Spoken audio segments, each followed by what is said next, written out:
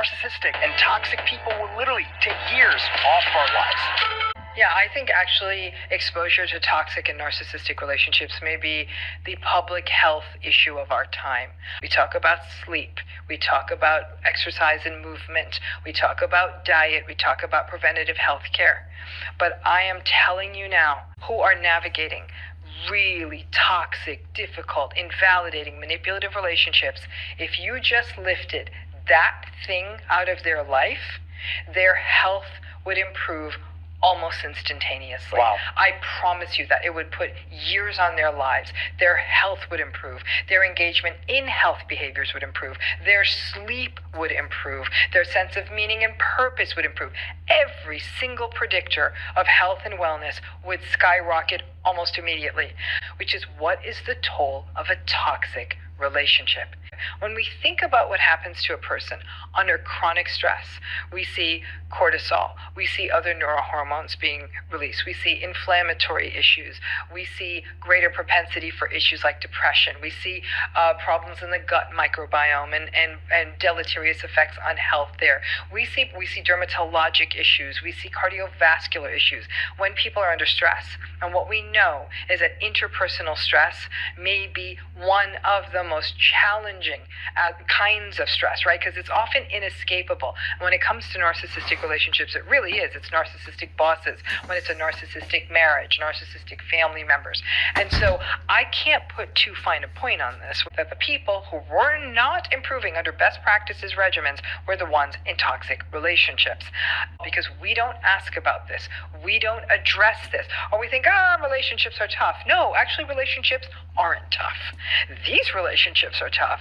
And let's just put chronic health in there. Chronic health issues that a person might be having. Having a narcissistic person in that relationship is more likely to invalidate their experience. I notice much higher rates of autoimmune processes, autoimmune illnesses, call them what you will, in people who are in narcissistic relationships.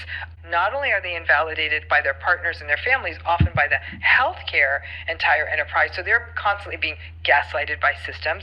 They're often not helped. They're often still having to do the vast majority of stuff in a household or around child rearing. They're completely unsupported. There's no one sort of supporting their adherence to healthcare regimens.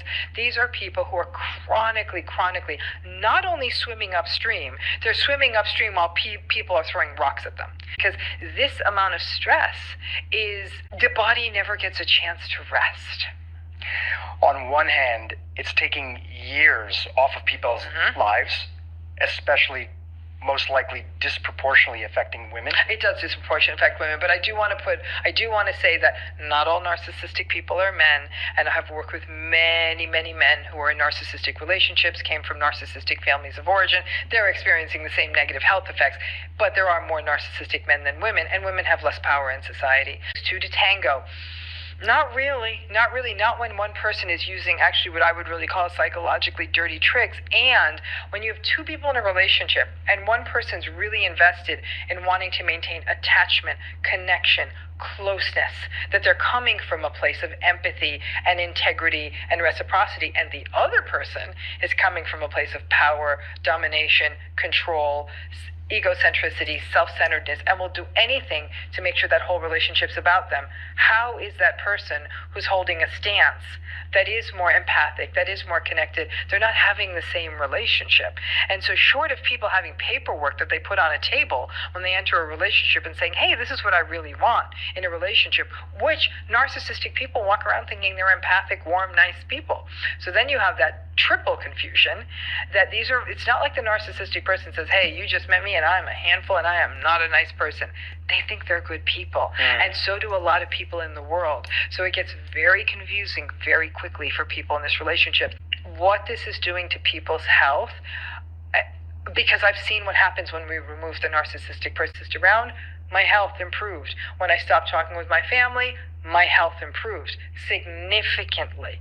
But in my heart of hearts, I know if those relationships were not in their lives, they wouldn't need me anymore. Wow.